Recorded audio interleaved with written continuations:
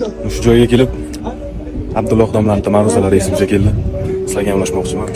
Qalbni kengaytiradigan, yurakni yozadigan, g'am tashvishlarni bulutini ketkazadigan amallardan bittasi bu sayohat. Sayohat deganda albatta katta pulni sarflab boshqa chet o'lkalarga borishni tushunmaslik kerak.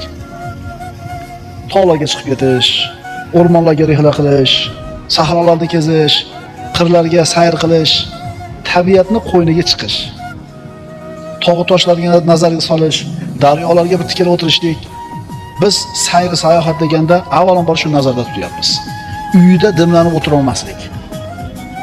Birodar, iching torayib, asablaring taranglashib, yuraging siqilib, dod degan kelib ketadi ba'zida. Chiramay ketasan. Shart ishlaringni yig'ishtirda, mashinangga o'tir, chiqib ket shahardan. Tog'ga chiqib ket, o'rmonga chiqib ket, yaylovga chiqib ket, sahroga chiqib ket. Bo'g'ilib, dimlanib, shaharda tutunni changini yutib o'tiravermasdan, ora-orada shunaqa qilib turgan. O'zingga bir kun dam olish ber. Hozir ayni shunaqa qiladigan payt. Adillarda hozir rosa bir ko'karib biz adillar, tog'lar chiroyli bo'lgan payt. Ochiq turgan mana shu koinotni kitobiga nazar solish kerak birodarlar. Shunda Alloh taoloning qudratini, azamatini guvohi bo'lamiz. Ko'klamzorlar, go'zal bog'roqlar, bir-biriga tutashib ketgan o'rmonlar, tog'dagi archazorlar.